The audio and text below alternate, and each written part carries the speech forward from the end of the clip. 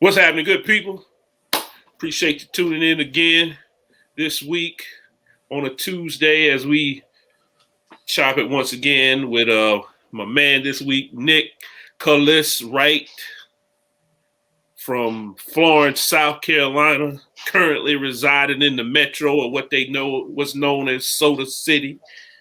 So we thank everybody for coming this week, and we're going to go with a part 2 of the role of the artist, because we're going to have a little conversation about what does it mean to be a musician this week, and have this view of life, and how does that mold him in his perspective throughout his theology, his preaching, and then his everydayness. And so I'll let Nick just jump in and tell you about, his time in college, because I know he was with what they call the Bongo Brothers, I believe, at State, and then some of the things he was doing. So I'll let him jump in and tell you about how he became into his musicianship of playing the drums. So talk to the people. Man, I appreciate it, B, man. Originally from Darlington, not Florence, but it's, my bad. Y'all about to say it's some people consider it one and the same. But yeah, man, music, man, has been, I would have to say, integral part of my life from the inception. I always reminisce back to the story when I played my first drum. My granddad made me a drum out of a cardboard box for my elementary, my preschool Christmas concert. And my music career kind of took off from there. I started playing in the band in 7th grade, high school, went to South Carolina State, was on the band. And it's just been a very integral part of who I am. And like you said, how I maneuver within the space of time in this world on a daily basis. I often think about what my life would be like if I didn't have music. It's very telling and important in this space and time and how I operate and maneuver from a day-to-day basis. Yeah, and I love artists. We've had this conversation before. You've heard me talk with the first person that we did this on. I did this with on a Tuesday with Sean, and he talked about how music kind of guides him through, his ups and downs. Well, it's not music, but visual art with his paintings guide him through his ups and downs. For you, especially in this moment we're in, with George Floyd and what's happening with that, what does music, especially particularly the drums for Black folk, what does that mean to you? Because I have another question I want to ask when you answer that one too, because it just popped in my mind. Man, I love being a drummer, man. Just looking back over history and seeing the role of the drums. And just how important the drum was in African culture. For African culture, the drums was language. Right. That was the language. If you needed to communicate from village to village, you sound the drums off, and depending on what you play, the villagers knew what was coming. You ain't had to say nothing. You ain't had to send a letter or a spokesperson or whatever. You just played the drums. The same is it translated and traveled across the mid-Atlantic slave trade, man. When the slaves came over, it was very integral. And so it's still that way. I love, everybody should be pretty familiar with James Brown. For him, everything was a drum.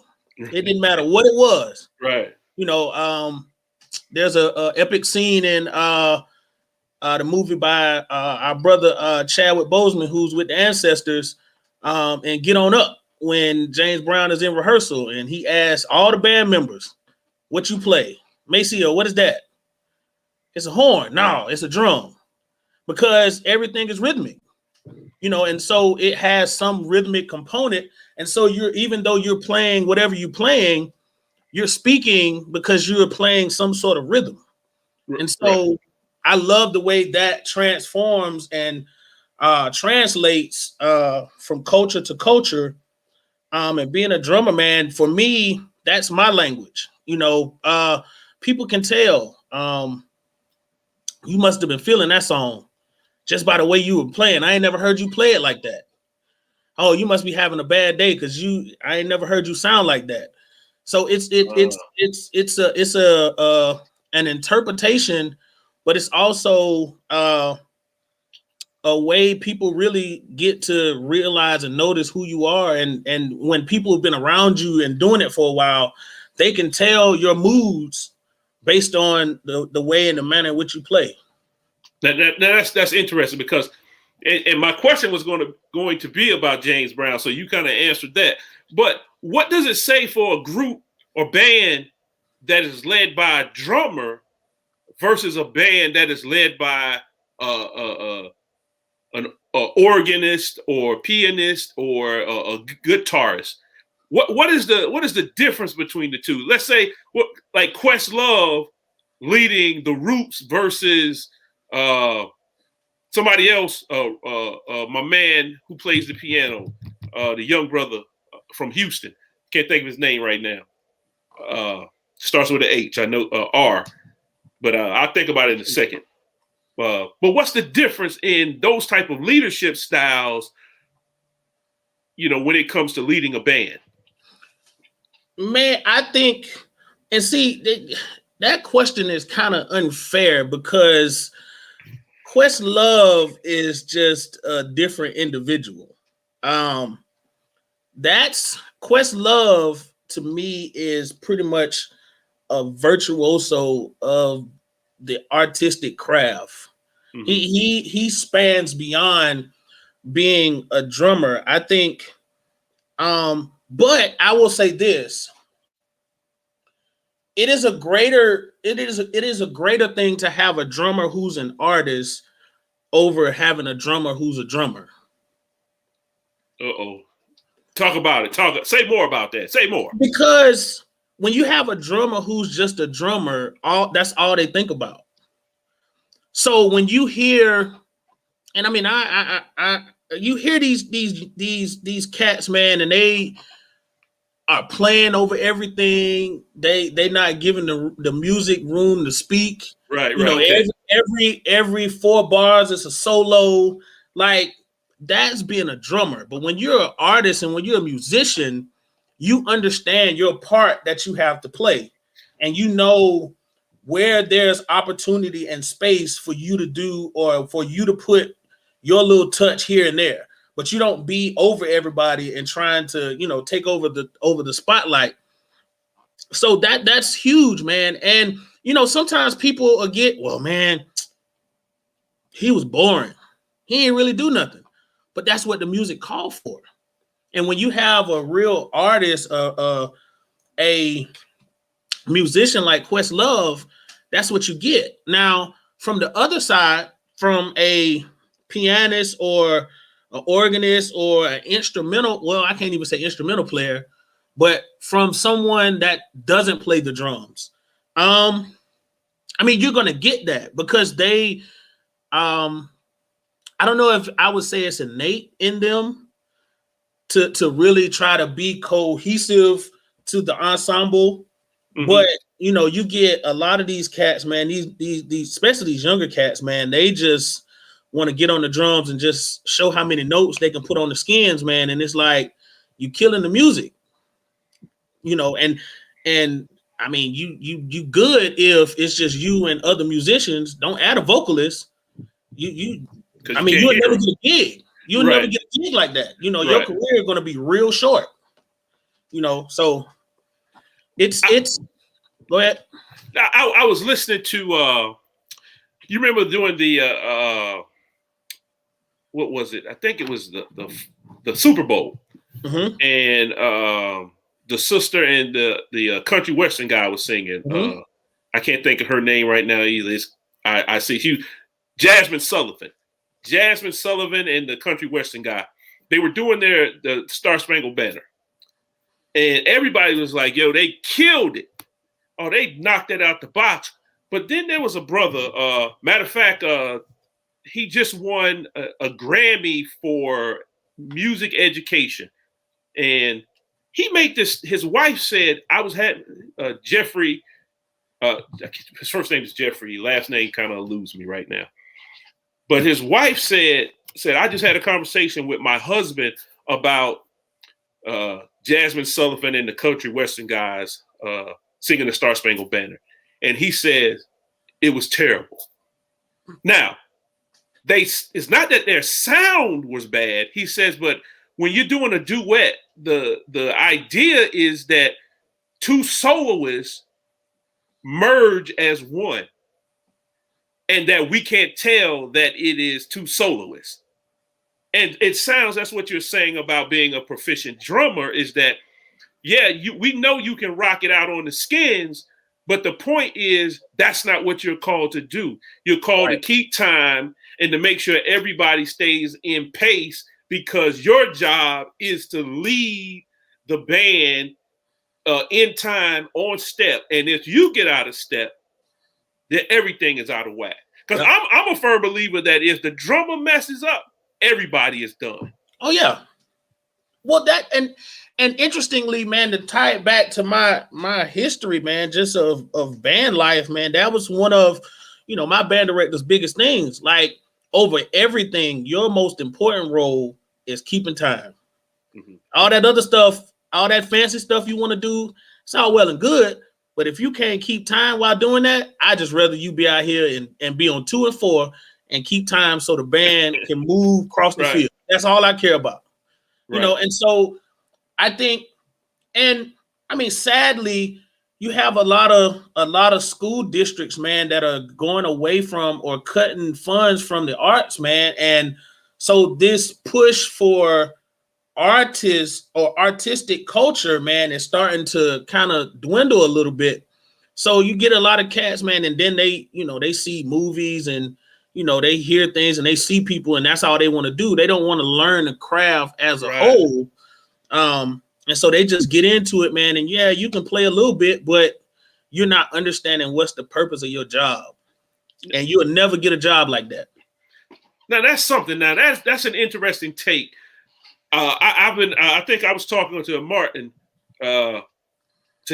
yesterday about the importance of having understanding. And then Martin is another brother from the Pull Up and Chop conversation. And we talked to him a couple weeks ago. And I said, there's one thing about when you have a gift and you can play or do whatever that thing is you're doing, but there's still this thing of understanding, having the knowledge of understanding what you're doing. And from what I'm hearing you say, yeah, it's one thing to be able to play, but when you have this kind of foundation on history of music or history of the drums, does that change your or enhance your playing or makes it different? Say something about that, because that's what I'm hearing you say. Absolutely. It's almost like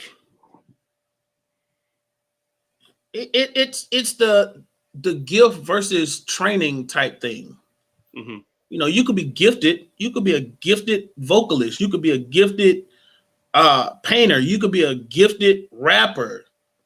But your gift goes to another level when you get into understanding the concepts and the ideas and mindsets of folks that have done it before you, that have refined that gift and learned how. And it's not always educational. I mean, you just get around the right person. Somebody who has studied the craft, who knows the craft. I was looking at an interview the other day of Earth, Wind, and Fire. Man, and Verdine said something that just blew my brain, man. He was like, man, I'll never get too old to practice. Yeah, Sonny Rollins said the same thing. He said, I'll never get too old to practice. He said, and this was a couple years ago, that this was actually right after Maurice had died. And they went back on tour, and the lady asked, she was like, why are y'all still practicing? Like, y'all lyrics hadn't changed. The music hadn't changed. He said, we still trying to perfect the craft. He was like, and so he was like, if rehearsal starts at 7, I'm there at 6. If rehearsal starts at 9, I'm there at 8. It's like, even though I have a successful career, it's never enough chopping it up. It's always something else to learn. And so, I think that's where being a real artist sticks out. I mean, I watched Sean's interview, and he said some of the same thing. You got to beat them bristles.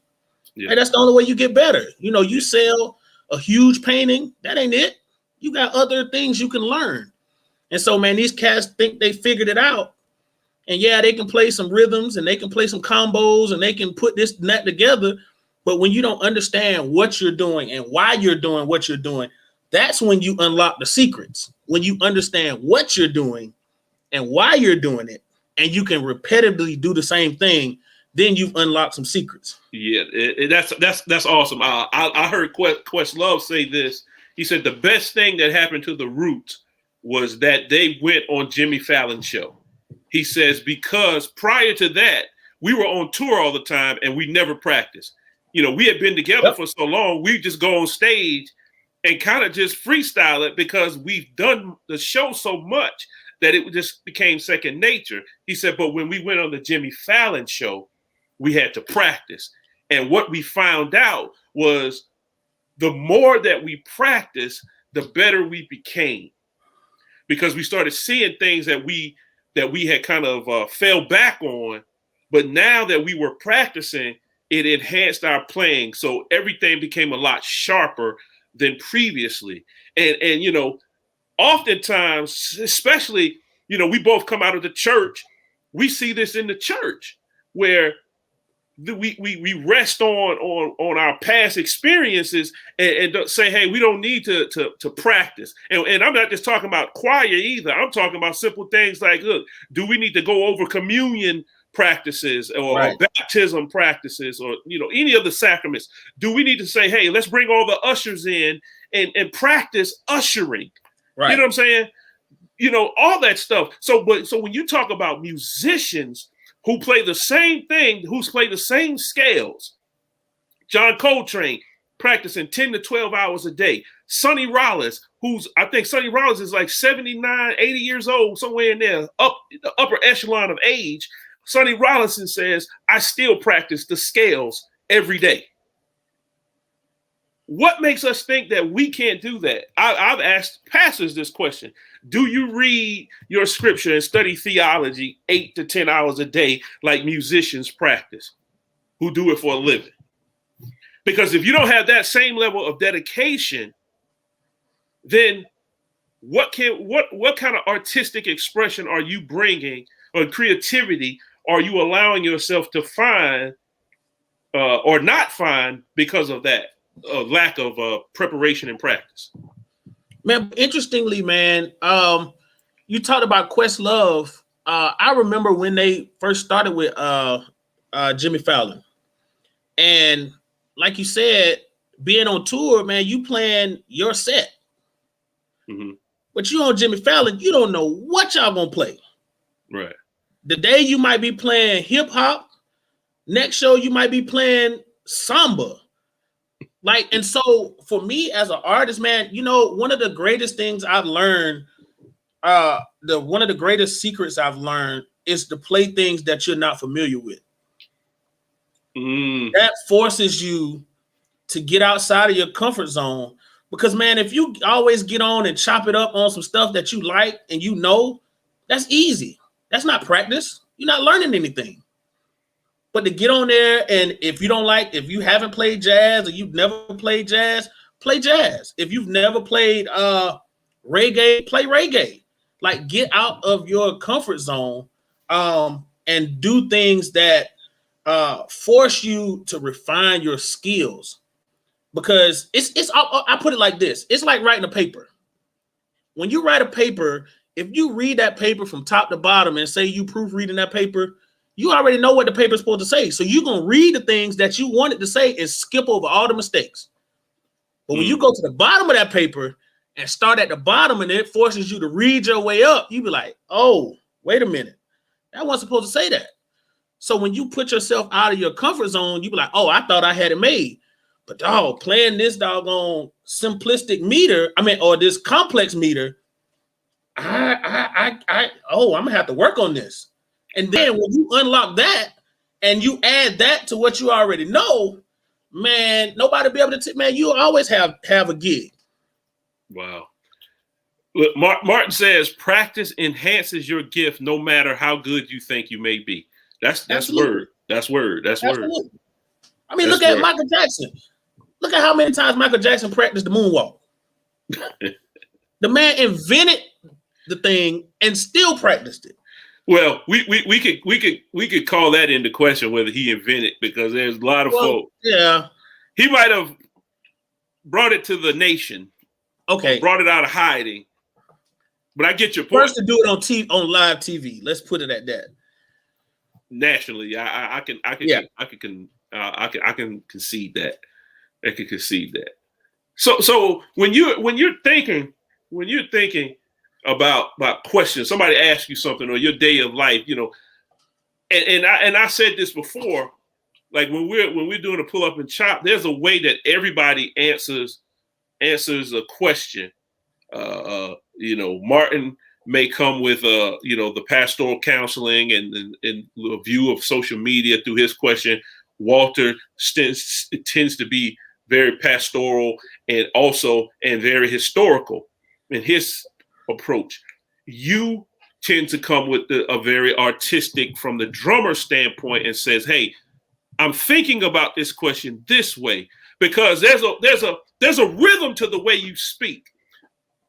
This is what you do.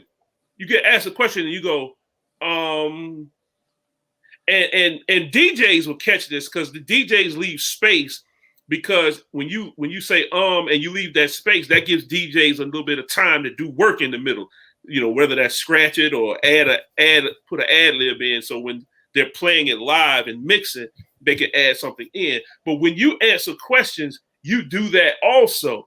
Do you think playing the drums plays a role in that? I think it's so you just did it. So it's a process. When I'm playing, I'm not thinking about where I am. I'm thinking about what's ahead, what's coming. Okay. Because if I think from where I am, when I get to where I'm going, it's too late. And that's how drummers are. So right, you got to think ahead. Things are moving so fast, and you got so much to concentrate on. You got to think ahead. So even in question answering, I'm thinking, okay, this would be my answer, and then I go to the part of what might be the rebuttal, and I put my answer to my question to a way to try to put myself in a comfortable position to offer a good rebuttal. It's just like combos. I'm playing in the pocket. I'm already thinking about my combo way down the road, because when I get to it, that's what makes it comfortable. And I don't stumble over it. I don't rush through it. I don't drag through it, because I already know where I'm going and where I'm placing what. So it's the same way we're answering questions. So how then, if you're concentrating on the combo, and I'm talking drums now, you combo, boom, boom, boom. Now I ask a question and you're thinking like that, then how do you hear the question if your concentration is so far ahead? The question to me is like, how can I put it? The question to me would be the pocket. See, one thing I've learned about being a drummer, if I have to be honest, I cut my body 6 ways. Okay. Right brain, left brain. Right hand, left hand. Right foot, left foot. Right. All those things are doing independent jobs all at the same time. Your right brain processes certain things. Your left brain processes certain things. My left hand is playing on my hi-hat. My right hand is playing on my snare drum. My left foot is on my bass drum, and my right foot is on my hi-hat pedal. And all those things are going simultaneously. So while I'm thinking, I can hear you, and I'm already computing what you're saying and processing it while I'm already thinking ahead. I see if what that you're makes saying. any sense. Yeah. That makes plenty of sense, and that's what I was thinking, because the way it's not natural to be doing all those things at one time. You know, that is freaking. And Martin even said it. I'm sitting here like, yo, Martin said that's incredible, because you I mean, think about that. But does that as a leader now? What does that mean for a person who thinks of themselves as a leader like that? Because that becomes disastrous if not careful. Now, you may be able to do it because mentally you've done it for so long as a drummer, you know. But when you're leading, what does that mean? Because everybody may not be able to follow that. Right. Well, yeah, and I get what you're saying about it being disastrous. Could be disastrous. It could be. And let me preface that question. This is why I asked, is there a difference when a drummer leads versus a person on the piano? Because the person on the piano is just sitting with the keys and they can do something. But you got 4, 5, 6 different things going on at one time. And so your perspective is totally different than the pianist or the person on the bass. So let me throw another wrench in there. How about the person who plays the drums and sings? That's Anderson .Paak, Phil Collins. I was thinking that like too. That adds a whole nother dynamic to the conversation, and it's rare that people do that or can do that, even outside of the drum space. That's why you have a lot of people who try to master in a lot of things, but mastering nothing, because you're trying to do so much, but you can't compartmentalize all that at one time. Find what you're good at and do it well. We don't I've often come from the perspective. Sheila E. Absolutely. Absolutely. Actually, I had the opportunity to meet Sheila E. Dope sister. But I used to sit on the side of when people say you can multitask, or there was a camp that said multitasking was impossible, because if you have to give 100% to what you're doing, and you can't give 100% out of doing two things. But I will say, when I think from my drummer's perspective, with the way I've been conditioned to think and use, it pulls all that into question. But with the leadership and could be disastrous, yeah, a person has to be careful, because you can run yourself down a slippery slope to nowhere very fast. Right. When you go ahead, get I'm into sorry. certain things and you try to do too much at one time. Yeah, and I think, you know what, you just changed my mind, because I was one of those people that says people who multitask really can't do it. I think, you know, you will give something all your attention, and then something else will suffer. But with that analogy of playing the drums, I see it makes sense now. One person can do that, but they can do that if they're trained. Right. The normal person, the average person, thinks they can do it, but they can't do it. See, because when you started out playing drums, you couldn't go. Oh no, you couldn't do all that. But after you train yourself, wah, wah, wah, wah, wah, wah. Now you're not even thinking about it. I used to play the drum, so it's interesting. You did that. You did something that most people do not do. You did, when you said you train yourself. You said wop, wop, wop, wop. You walk through it. Think about how many people you see who get on the drums for the first time and and they just fumbling over everything. Like, no, take it slow. Your brain ain't used to that. You know, I have to tell my students that. Like, you're not just gonna come here and show up the first day and be able to play full speed and do whatever you seen such and such do. You know how long they've been doing that? Right. Like, you got to condition your brain and your body to get there. You got to start slow as possible. Like, right. And that's a big misconception with younger musicians, man. They think fast is good, but fast and terrible is terrible. You got to learn how to play and be in control at a slow pace before you try to speed it up, man. That's dope. That's dope. Martin says everybody can't do it, which makes it a gift. But in response to that, even if it's not a gift, can you train a person to do wop, wop, wop, wop, but they ain't?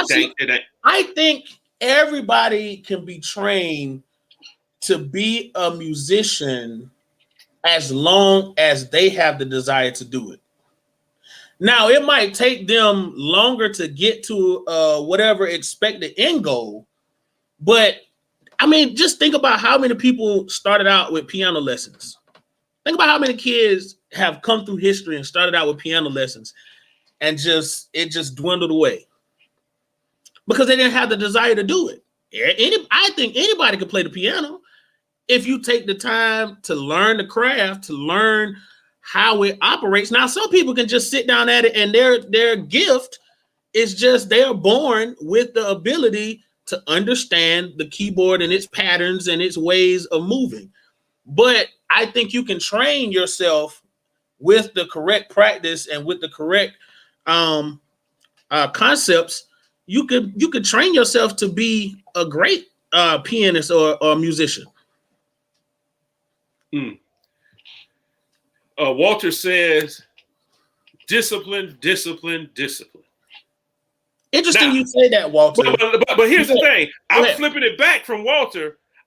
You can have this is kind of differentiating between what Martin said, because this is almost the antithesis. So even if a person is disciplined and practice 20 hours a day, that still won't make them a John Coltrane. I would agree to some extent. Because there is a point when even practice still, if the person does have a gift, the practice still will not make them great like that. Well, that's why I said I'll agree to a certain extent. It reminded when you said that, I thought about the Allen Iverson, was it Kobe Bryant, Tyloo picture. What? Both of them practiced, but Kobe Bryant's, it was either Kobe Bryant, no, it was Allen Iverson, Tyloo. That's who it is. Allen Iverson's gift put him in another echelon. That didn't mean Tyloo couldn't play basketball. Oh, indeed. Agreed. John Coltrane, his gift and his abilities put him, yes, in an unreachable area unless you had those gifts.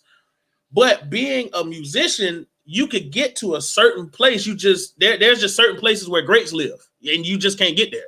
Right. Because, John Coltrane's, when he first started, was terrible. When he was in the Army, the Air Force, I believe, Army or the Air Force, stationed in Hawaii. He played in a band. He was horrible. He was terrible, grotesquely terrible. Fast forward 10 years, he's playing with Miles Davis. And he still hadn't reached, his greatness, because Miles didn't want to teach him. Miles just said, look, you learn on the fly. I don't have time. I'm going to give you a few notes. You play in between those notes however you want to. He leaves Miles Davis and goes to Thelonious Monk. And Monk says, look, I'm going to give you 5 bars. You practice these 5 bars. I'll be back. He learned the 5 bars, and Thelonious Monk would then add more to him. And he said he learned how to play long solos with Thelonious Monk, and his musicianship went through the charts because someone sat and taught him. He listen to this. Tell me if this makes sense, if this is true. for musicians. He had a jegna, a mentor, as we would call it in America, but he had someone that would say, hey, a teacher that sat with him. How important is it to have someone to mentor, be a jegna to you in your musicianship? You can't, I don't think you can reach your potential without someone who has something to pour into you or has the roadmap to give you to get to where your potential can take you. You get like, my mentors. I have a plethora of drummer mentors that I look up to. I have a plethora of educator mentors that I look up to. And it's just the simple conversation. Even to this day, it's the simple conversations that continue to unlock secrets. Right. That makes me a better musician. That makes me a better educator. And I think that's what's important. You got to get into that circle. You're never too good to learn from somebody. Yeah. You're never too good. And so as long as you're still matriculating in the music industry, wherever that might be, you should have somebody that's pouring into you. Yeah. I mean, that's the only way you're going to get to the ultimate space of greatness. Mm-hmm. You can't do it by yourself. And see, and that translates to everything else. All right. I've yet to see a great musician that didn't have a jegna or a teacher or a mentor. I haven't seen it, but yet we think that we're capable of doing that, especially ministry wise. And I'm not telling you I buy into the concept like folks must have a pastor to pastor them, but you should have somebody there to help you and guide you through, whether it's close friends who will hold you accountable or what have you. There should be someone to, as you say, unlock those secrets. Walter says, I do believe in the idea of giftedness. I'm speaking to not letting your giftedness lead you to a neglect of discipline. Oh, right. Indeed. That's real. Well, I think when you say that, and you also need that person to tell you stink. Yeah. Or that sucks. Yeah. Like that's where the discipline kicks in. When you get that, when you think, especially when you come out of the chop session and you practice and you thought you had it together and you come in there and they was like, but yeah, that sucked. Like that's hurting, but that's where that discipline kicks in, because our initial fight or flight reaction is to just run away and leave it. Right. Because you didn't prepare yourself, you didn't got all hyped. You thought you was, man, I'm finna kill it. And then you get in there and it's like, okay, yeah, but yeah, that stinked. So your natural ability is to run, but with discipline, okay, fine. That's what you want to say it stink. I'm going back to the chop house. You know, and I'm finna hit it again, and I'm gonna come back again. You know, and so like, and people don't understand. One thing that I think young musicians don't understand is with practice.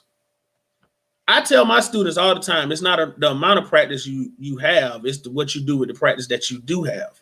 You don't have to spend all afternoon practicing all night, but effective practicing techniques. And it wasn't until I got to college and ran into my percussion instructor that I understood and learned that there are important practice techniques to get you to less practice time, but it's more effective. You know, you always think, you hear people, oh, you got to practice. But if you ain't really getting anything out of all those hours of practice, then what's the point? What do you gain? Yeah, that's interesting. I sat and I posted this last week. I sat and watched my cousin talk about shooting, doing a shooting drill to his nephew and his father. And we were sitting there and he was giving this explanation of shooting. And he says, now you don't actually shoot the ball. He says, but if you do this drill correctly, it will improve your shooting because it forces you to have correct form. And it's things like that that once you hear these people, hear folks who have perfected a particular way of practicing, you understand that this is going to inevitably perfect whatever they're doing. It develops muscle memory. Yeah, that's it. That's it. That was his exact words. Muscle memory. Right. You know, you practice something enough, you don't think about it. You get to a point where you ain't even thinking. You just doing it, and it's muscle memory. Yeah. That is dope, man. That is dope. Well, let me ask you this last question. I got 2 questions for you, and then the last one, if you don't answer, you will forever be banned. But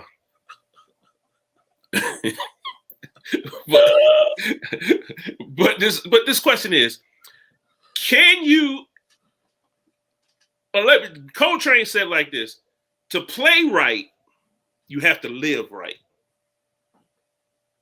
Now, so, and this is going to be a little tricky question here. I want you to think about that. He says to play right, you have to live right.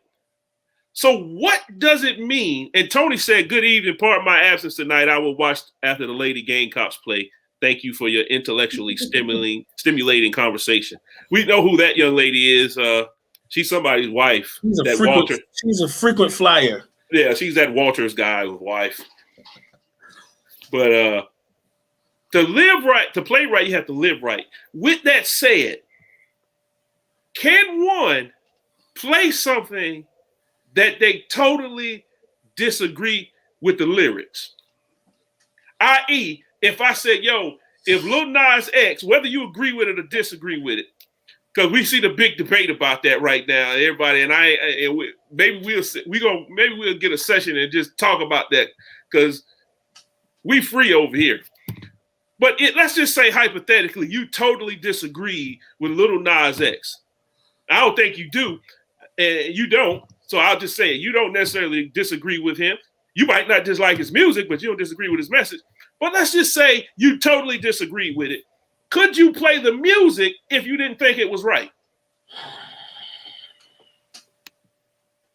That's hard. And I'll say this. I'll address this like this.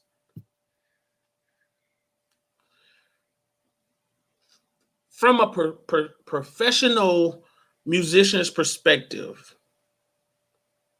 for me, I'm looking at gigs ahead. So I have to ask myself, I see where you're going. If I take this gig, what does that do or say about the future I have in the industry?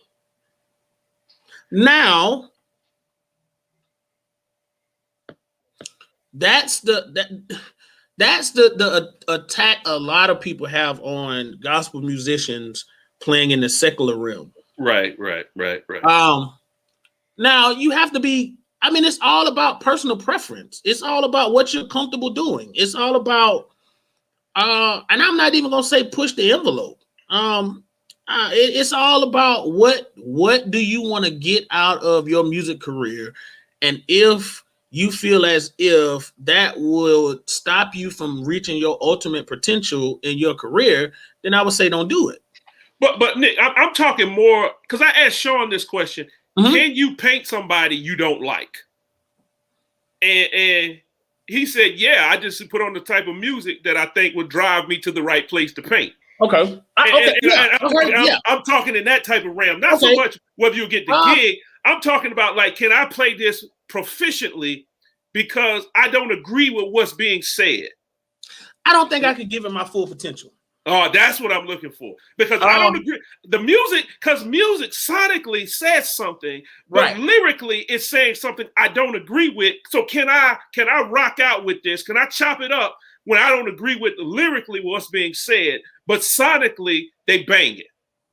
But for me, I don't think I could, because I don't think I'm gonna give my full potential. And I'm not a money-driven musician. So waving the dollar in front of my face to do something that I don't really agree with or want to do is not going to impact. I'm going to be thinking like, I really don't want to do this. And it's going to show in my performance. Now I'll be able to fake it for a good number. I'll be able to fake the funk enough to get through it, but I just don't think it would be my greatest potential if I did something like that. That's interesting. That's interesting because I got to ask another question. This ain't for you to answer. This is for you to ponder because I don't want to get you in trouble with your church folk. Well, Martin said please to the previous question about, I guess he was talking about Lil Nas X. Yeah, the conversation. We need to chop that up. And Walter said music touches in ways we don't understand. A word to that. Well, so but here's what Walter said real quickly this week, this leading up to this, just how important music has been for the African American community, man. Oh, indeed. And you think about people, I mean, beyond the James Browns, the Miles Davises, the Ma Rainey's, the Bessie Smiths, the Howlin' Wolves, you know, those the Marvin Gaye's, just with the social climate of what we've been coming through, you know, music, as he said, touches very emotional places in ways that we can't even begin to describe. Yeah, this is a great emotional cachet that comes with listening and performing music. There is a great emotional cachet that comes with performing music. Exactly. But before you to say that, man, when I have a great performance, I'm emotionally exhausted. Right. Like, because I've poured everything. When I'm in a place where I want to be, and it's something I'm feeling and want, man, I'm not so much physically tired. I'm just emotionally like people be like, oh, you just look out of it. I'm like, I can't explain it. You don't understand. Like, yeah. So that's true. It's like that scene in Whiplash. Yeah. When he's pouring sweat, hands cut up, and he killing it. Yep. Yeah. So I'm gonna leave you with this thought here. I don't want you to answer this, but you know, how many musicians have played behind people in churches when they theologically don't agree with them? That's just for something to think about. I ain't gonna ask you to answer that because you probably do that on. Oh, I'm sorry, stuff. Well, here's my last question. The last question. Hey, before we bounce up out of here, I need you to tell me your top 5. You can't answer it. I will be forced to remove you from the premises. Look. No. Martin said, "Don't answer that question I asked." I'm not gonna answer that. I answer that off script. Yeah. I don't expect you to answer it, but that was a question I'm playing out there. But give me your top 5 and we get on out of here. I'm gonna say, or for you, I'll even go a little bit. Give me your top 5 drummers. Okay. All right. Dave Weckl. Don't know him. Heard of him. Dennis DeLucia. I haven't heard of. I've heard of the name. Never seen him play. Teddy Campbell. Okay.